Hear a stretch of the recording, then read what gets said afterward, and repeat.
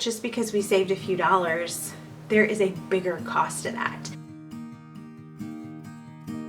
Hey everyone, so today I wanted to talk about my no shopping for a year challenge and how it went and some lessons that I learned from it. But before I begin, I would love it if you'd give this video a thumbs up and subscribe if you haven't already, so let's go.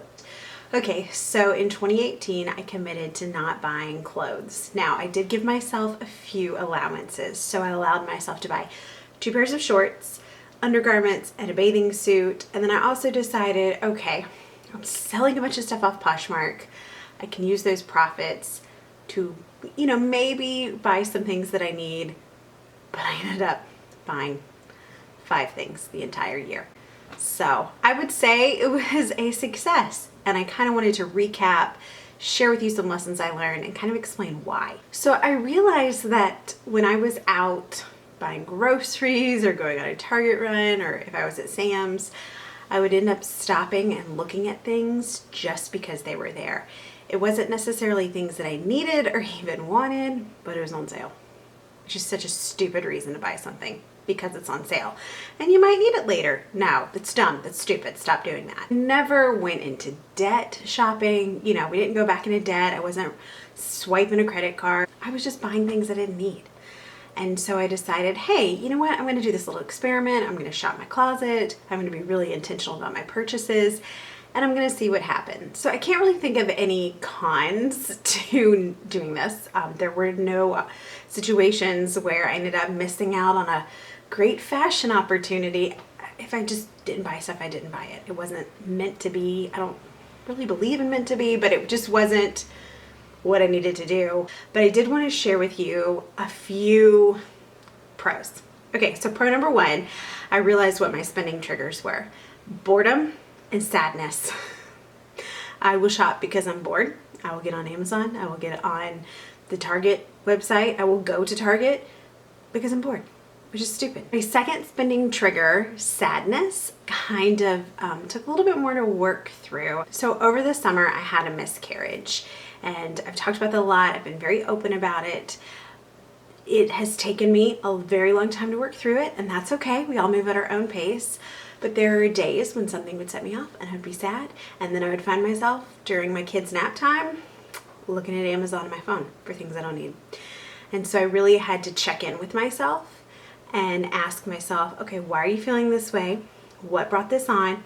What can you do to make this a more positive outcome? Next, I saw what I actually wore. So I had a lot of stuff in my closet I didn't wear. I didn't like it. It wasn't the right color. I didn't like the way it looked on me. It didn't make me feel good. The fabric wasn't great. And so I ended up, even though I was purging and not replenishing, I had fewer things in my closet. I felt like I had more options because I didn't wear things I didn't like. And so I rediscovered my love for dresses and really long tops. And I just got creative in how to mix up outfits and make them look a little bit different. And in that same vein, I kind of refined my personal style. I like a cute dress. I like a flat to go with it, and that's it. Like, I kind of like more classic looks. I'm not super big into trends. I want things that are easy to wear, but I also want to look nice. I don't wear a dress every single day, but I do most days, and I will tell you that even though I put 0 effort into what I wear, people always say, oh, you look so nice just because you're wearing a dress. Everyone just wears running shorts and oversized t-shirts now. I don't get it. I saved time. Number 4, I saved time, because when you kind of develop a uniform and you realize your sense of style and you refine what's in your closet, you're not standing there forever, I have nothing to wear. You just pull something out and put it on and go about your day. I have learned the danger and the true cost of fast fashion. And we're obsessed with it, right? We see cute stuff in, an online ad or in a magazine or on someone's Instagram feed, and we go out and buy it, and we don't realize that just because we saved a few dollars, there is a bigger cost to that. There is obviously an environmental impact because of how quickly things are made and disposed of and dyed and shipped and all the packaging involved.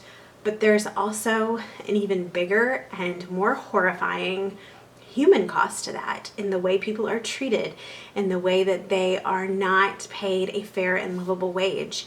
And that's something that I've really had to think about. Who made my clothes? Now, I'm not throwing out everything I ever bought at, these fast fashion places, because that would be wasteful in and of itself. But I really had to evaluate where I want to spend my dollars and how I want to vote with my dollars. And then finally, this bled into other areas of my life.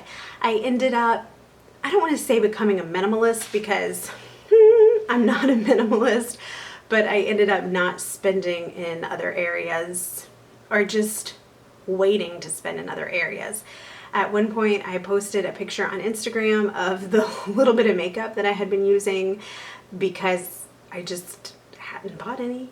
I did buy some after that, and we'll talk about that in another video, but not buying clothes definitely bled into other areas of my life, and I ended up just not spending as much money this year across the board, and instead using that money to either go into my savings, go towards goals, or go on really awesome trips with my kids. Okay, I would love to know if you participated in this, how you did. Let me know, leave me a comment below, and I'll see you guys later.